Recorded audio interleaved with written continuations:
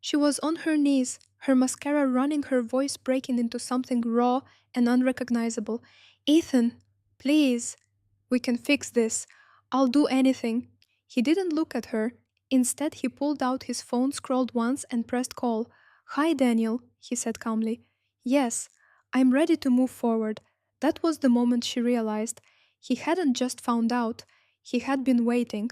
The apartment on the 47th floor overlooked Manhattan like a carefully framed illusion.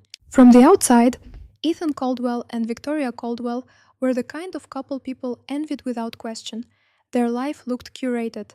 Sunday brunches in Soho Charity, galas in glass-walled ballrooms, vacations documented in filtered sunlight and curated captions.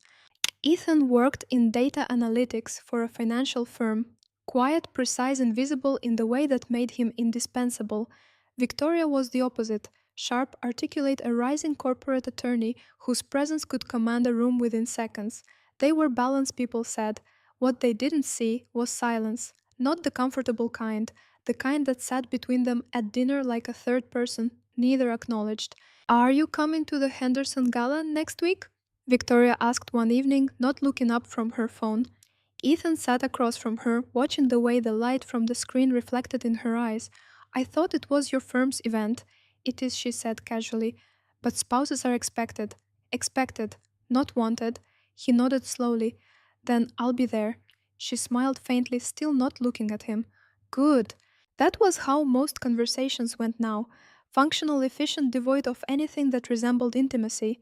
But Ethan wasn't blind. He had started noticing things weeks ago, small things, almost meaningless, until they weren't. The first was timing. Victoria used to come home around 6:30 p.m., sometimes earlier.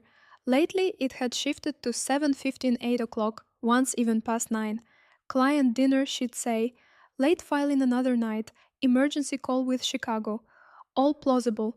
All reasonable. Too reasonable. Ethan worked with patterns for a living, and patterns didn't lie. People did. The second was distance. Not physical. Victoria still kissed him goodbye in the mornings, still rested her hand on his arm in public. But there was a delay now, a fraction of a second before she responded, a subtle withdrawal after contact, like her body was remembering something her mind hadn't fully processed, or something it was trying to forget. The third was the phone. It never left her side anymore. Not on the kitchen counter, not on the coffee table. Always face down, always within reach, always locked. Ethan didn't confront her, not because he was afraid, but because he wasn't ready. Not yet. The breakthrough came on a Tuesday night.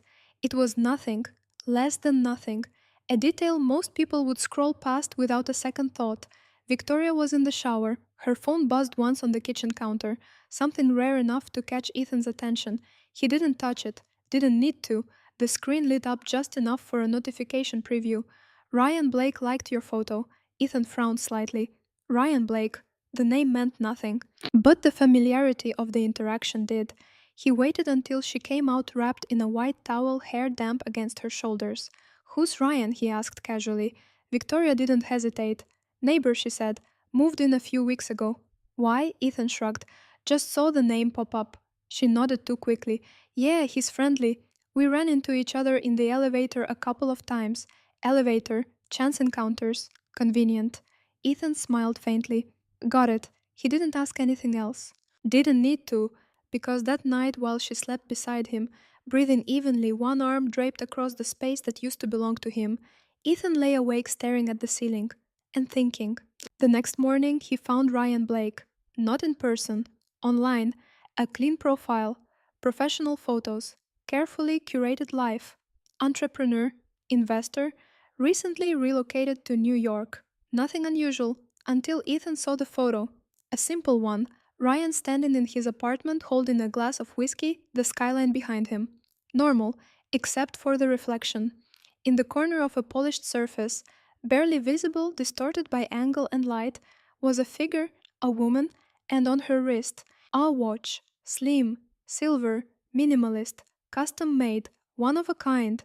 Ethan knew it intimately because he had designed it himself for Victoria on their 5th anniversary.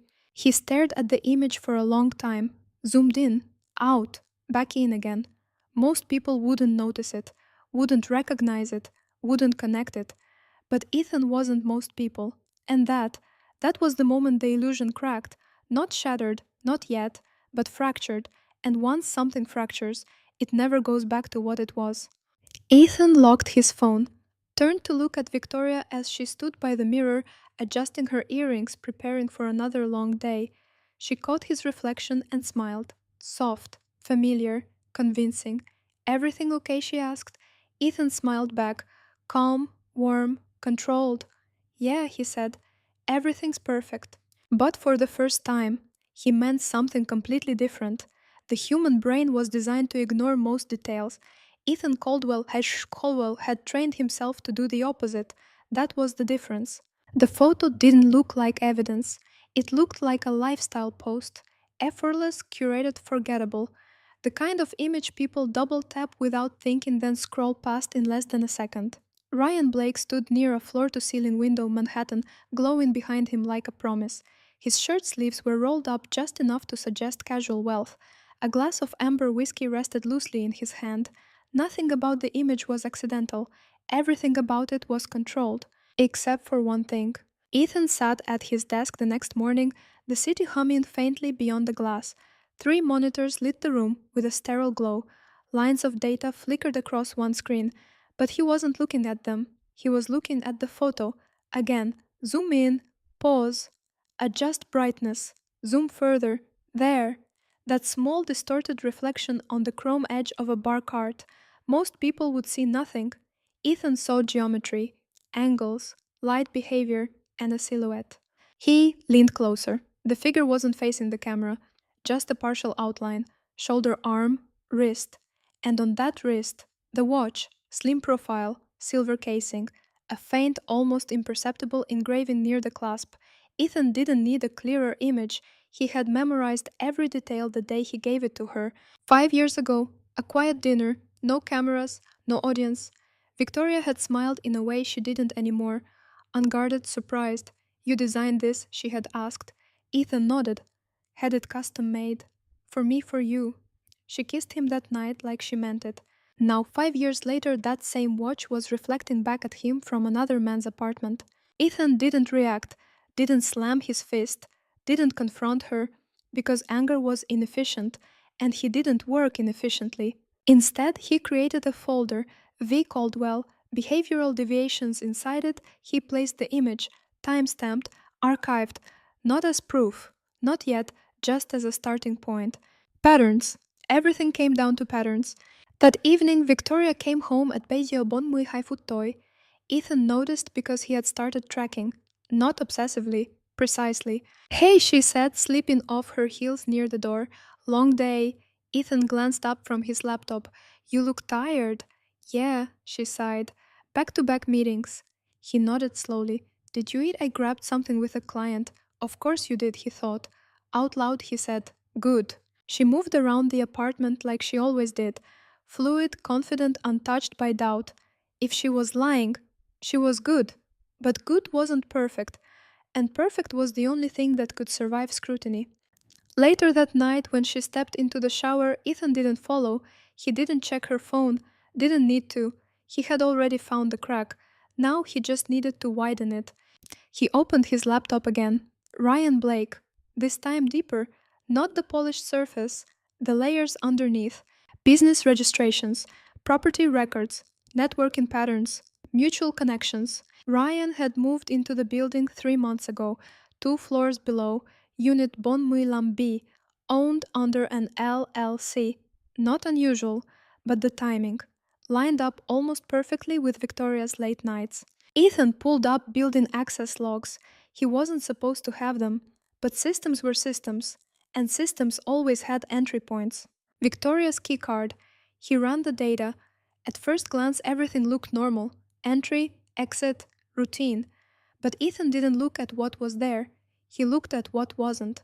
There were gaps, small ones, 10 minutes here, 15 there, moments where her card didn't register movement, but she wasn't in the apartment. He cross-referenced elevator usage, then security cameras, angles, timing, and slowly a pattern emerged. She wasn't leaving the building, she was just not coming home. Unit Bon Muy Lambe, Ryan Blake. Ethan leaned back in his chair, exhaling slowly. There it was. Not confirmation, but alignment. Enough to move forward. The next morning, he changed nothing. That was the key. Coffee, Victoria asked, already dressed for work, scrolling through her phone. Sure, Ethan said. She handed him a cup without looking up. Big meeting today, she added. With Chicago? She blinked. Just for a fraction of a second. Yeah, she said. How do you know Ethan took a sip? You mentioned it. She nodded, relaxing. Right. But Ethan hadn't guessed.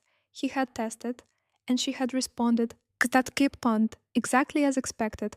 That evening, Ethan took a different route home. Instead of heading straight up to Bon Muy Bay, he stopped at Bon Muy Lam. The hallway was quiet, soft carpet, muted lighting, a space designed for privacy.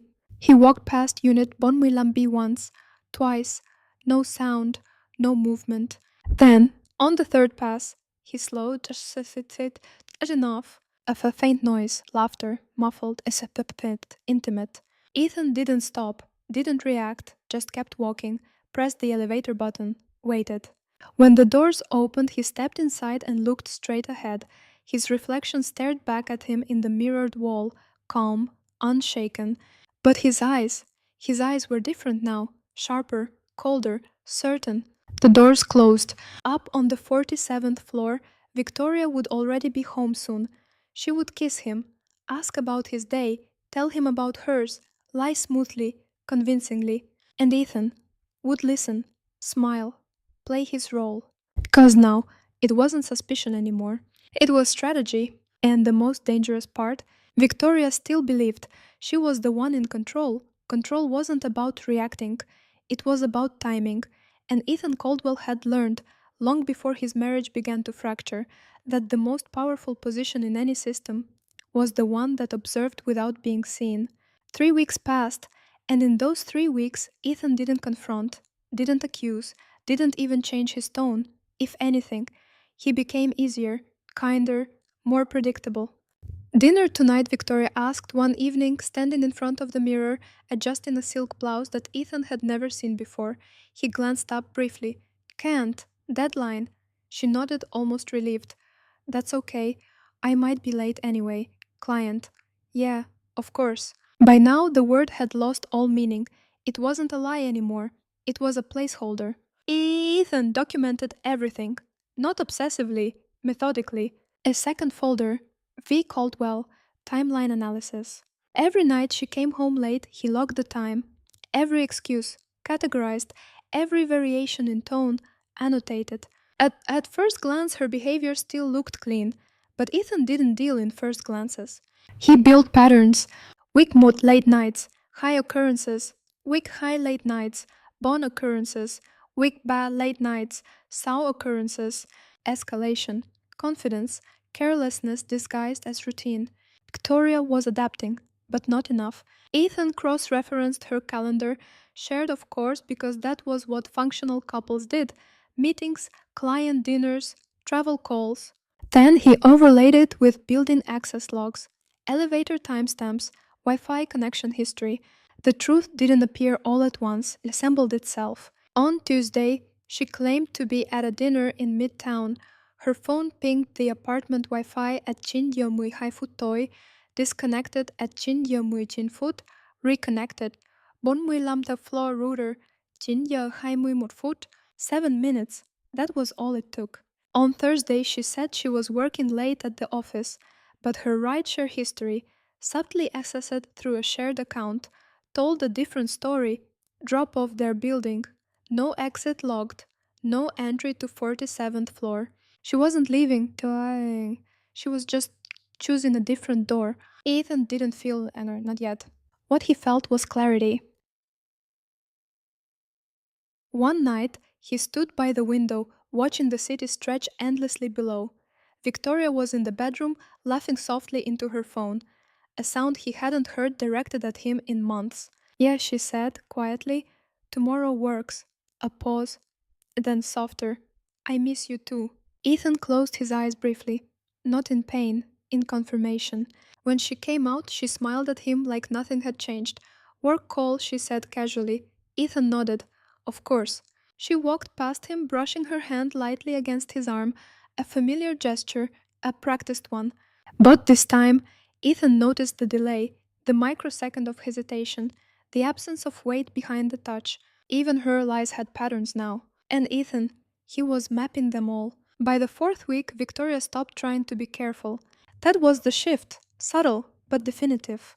She started dressing differently, not dramatically, but intentionally, clothes that didn't belong to their shared routine, perfume she didn't wear at home, lingerie that never made it into their bed.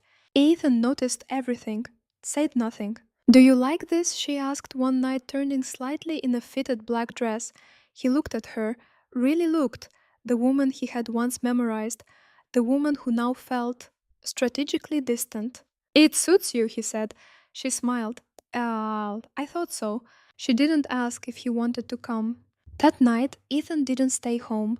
He left the apartment at Tamya Bafutoi, walked 2 blocks, then circled back. At Tamwibai, Victoria exited the building, not through the main lobby, through the side entrance. Ethan watched from across the street, his reflection blending into the glass of a closed storefront. She didn't look around, didn't hesitate, didn't check her phone, because she believed there was nothing to fear. She walked back inside, but not toward the elevators, toward the private access corridor. Boom, we lumped the floor. Ethan waited exactly 5 minutes, then entered the building. The elevator ride was silent, predictable, controlled. When the doors opened, he didn't go to Bonmui Bai. He stepped out on Bonmui Lam again. The hallway was dim, still. But this time, there was no laughter. And sound, just a closed door. Unit Bonmui Lam Bay. Ethan walked past it slowly, and then he stopped. Not in front of the door, just beyond it. Long enough to hear a voice, low, male. You said he doesn't suspect anything. Silence. Then, Victoria, soft, certain. He doesn't. Ethan didn't move. Inside, something shifted. Not shattered, not broken, recalibrated. Because in that moment, it wasn't just betrayal anymore. It was underestimation.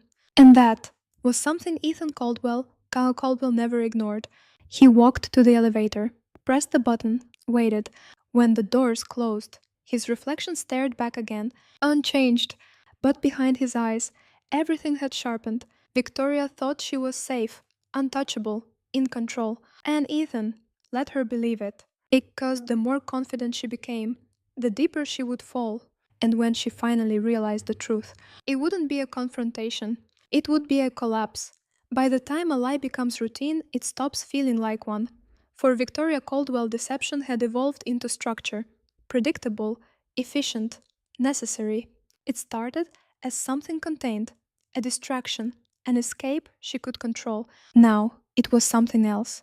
You're thinking too much. Ryan Blake's voice was low smooth in a way that never demanded attention, but always held it. Victoria stood by the window of his apartment, the skyline stretching beneath her like a private kingdom. The city lights reflected in the glass